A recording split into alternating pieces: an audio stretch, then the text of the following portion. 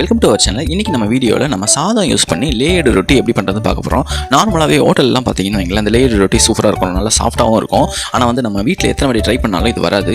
இந்த ஒரு simple tips தெரிஞ்சாலே போதும், நீங்கள் வீட்லேயே இதை பண்ணி பார்க்கலாம். இது எப்படி பண்ணலாம்னு நம்ம ஃபுல் வீடியோவில் பார்க்கலாம் வாங்க.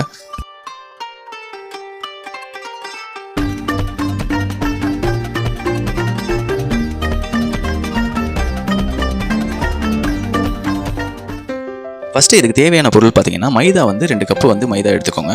நார்மலாகவே இந்த கப்பு அளவு எடுத்திங்கன்னா தான் உங்களுக்கு கரெக்டாக இருக்கும் இது பண்ணுறதுக்கு. 2 கப்பு மைதா சேர்த்துட்டு உப்பு வந்து ஒரு பிஞ்ச் அளவு சேர்த்துக்கோங்க. சேர்த்துட்டு உப்பை வந்து நல்லா வந்து கிளறி விட்டுக்கோங்க. அதுக்கப்புறமேலு மிக்சியில் வந்து ஒரு பவுல் வந்து ரைஸ் சேர்த்துக்கோங்க. நம்ம எந்த கப்பில் மைதா எடுத்தோமோ அந்த கப்பில் ரைஸ் சேர்த்துட்டு 1/4 கப்பு தண்ணி விட்டுக்கோங்க. தண்ணி வந்து அதிகமாக விட்டுறீங்க, 1/4 கப்பு விட்டாலே போதும்.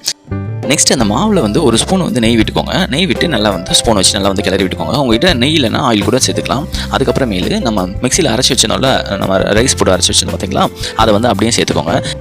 இந்த சாப்பாடு மிக்சரை வந்து சேர்த்துட்டு நல்லா சப்பாத்தி மாவு பதத்துக்கு நல்லா வந்து பிணைஞ்சி வச்சுக்கோங்க.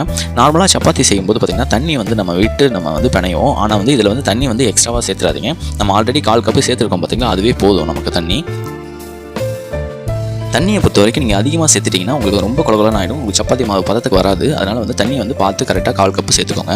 இந்த மாதிரி பதத்துக்கு வந்து நல்லா வந்து ரெடி பண்ணி வச்சுட்டு ஆயிலோ நெய்யோ வந்து ஃபுல்லாக அப்ளை பண்ணிக்கோங்க. அப்ளை பண்ணிவிட்டு மூடி போட்டு வச்சுருங்க. மூடி போட்டு வைக்கிற டைமிங் பார்த்தீங்கன்னா 1 ஹவர் வச்சா போதும். அது நீங்கள் நைட்டு பண்ணுற மாதிரினா சாயந்தரமே இந்த மாதிரி மாவு ரெடி பண்ணி ஊற வச்சிட்டிங்கன்னா உங்களுக்கு வந்து கரெக்டாக இருக்கும் நைட்டு பண்ணுறதுக்கு. அதுக்கப்புறமேலே இதை நல்லா எடுத்து பார்த்தீங்கன்னா நல்லா ஒரு சாஃப்ட்டாக இருக்கும் உங்களுக்கு. நெக்ஸ்ட்டு வந்து நம்ம சப்பாத்தி மாவில் வந்து இதை வந்து கொஞ்சம் நல்லா இந்த மாதிரி இழுத்து விடணும். நல்லா நம்ம பரோட்டா மாதிரி ரொம்ப நேரத்துக்கு இந்த மாதிரி பண்ணணும் அவசியம் கிடையாது. நமக்கு கொஞ்சம் நேரம் இந்த மாதிரி லைட்டாக வந்து ஒரு 5 நிமிஷம் இழுத்து விட்டாலே போதும் உங்களுக்கு. கொஞ்சம் அந்த லேயராக வந்து பார்த்தீங்களா, இந்த மாதிரி வந்தாலே போதும். அதுக்கப்புறமே ஸ்டாப் பண்ணிக்கோங்க. அதுக்கப்புறமேல உங்களுக்கு தேவையான ஷேப்பில் வந்து உருண்டையை வந்து வெட்டி வச்சுக்கோங்க.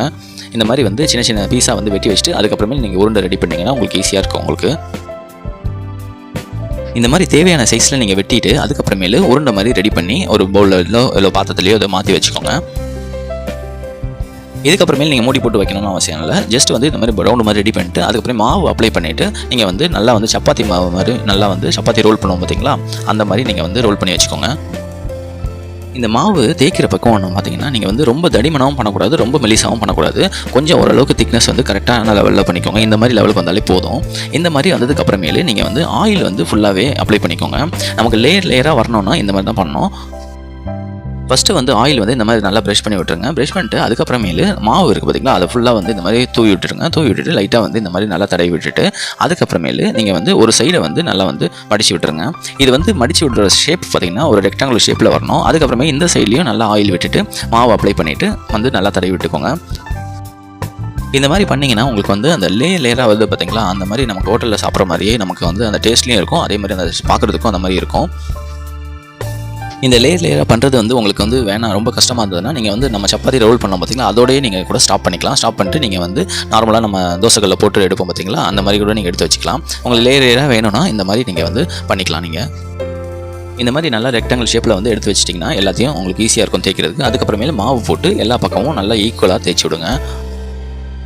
இதை தேய்க்கும் போது பார்த்தீங்கன்னா ரொம்ப தடிமனாக வச்சிடாதீங்க. ஆல்ரெடி உள்ளே வந்து லேயராக இருக்குது, உங்களால் சாப்பிட முடியாமல் போய்டும். கொஞ்சம் நல்லா நைஸாக வந்து தேய்ச்சிக்கோங்க. தேய்க்கும் போது நல்லா வந்து திருப்பி வச்சு நல்லா தேய்ச்சிக்கோங்க. இப்போ பார்த்தீங்கன்னா நமக்கு ஃபுல்லாகவே இந்த மாதிரி ரெடி ஆகிடுச்சு. இந்த லெவலுக்கு தேய்ச்சிக்கிட்டாலே போதும். அதுக்கப்புறமேலு இதை வந்து தோசை டவாவில் வந்து சேர்த்துட்டு நல்லா வந்து திருப்பி விட்டுக்கோங்க. இதை பண்ணும்போது நம்ம வந்து சிம்மில் வச்சு தான் பண்ணணும், அப்போ தான் வந்து நல்லா வந்து வேகும் நமக்கு. இப்போ இந்த மாதிரி நல்லா வெந்துட்டு வரும்போது பார்த்தீங்கன்னா ஆயில் வந்து லைட்டாக வந்து அப்ளை பண்ணிக்கோங்க. அப்ளை பண்ணிங்கன்னா இன்னும் நல்லா சாஃப்ட்டாக இருக்கும் நமக்கு. 2 சைடுமே இந்த மாதிரி ஆயில் அப்ளை பண்ணிக்கோங்க, நல்லா சாஃப்ட்டாக இருக்கும். இப்போ பார்த்தீங்கன்னா ஓரளவுக்கு நல்லாவே வெந்துருச்சு. இந்த டைமில் வந்து நீங்கள் வந்து ஆயில் அப்ளை பண்ணிங்கன்னா நல்லா வந்து புஷ்ஷுன்னு நல்லா இந்த மாதிரி வரும் நமக்கு. இந்த மாதிரி வந்தோடனே நல்லா திருப்பி போட்டு சிம்மில் வச்சு நல்லா வந்து வேக வைங்க. இப்போ கரண்டியை வச்சு லைட்டாக வந்து இதை தூக்கி பார்த்தீங்கன்னா உங்களுக்கு நல்லா தெரியும், அது இந்த லேயராக இருக்கிறது நல்லா வந்து உங்களுக்கு தெரியும். இப்போ 2 சைடும் நல்லா வெந்ததுக்கு அப்புறமேலு நல்லா வந்து திருப்பி விட்டுக்கோங்க. திருப்பி விட்டு ஃபுல்லாக வெந்ததுக்கு அப்புறமேலு உடனே வந்து நீங்கள் சாப்பிட்ற மாதிரினா அப்படியே சாப்பிட்டுக்கோங்க. கொஞ்சம் நேரம் கழிச்சு சாப்பிட்ற மாதிரினா ஹாட் பாக்ஸ் மாதிரி போட்டு வச்சுக்கோங்க.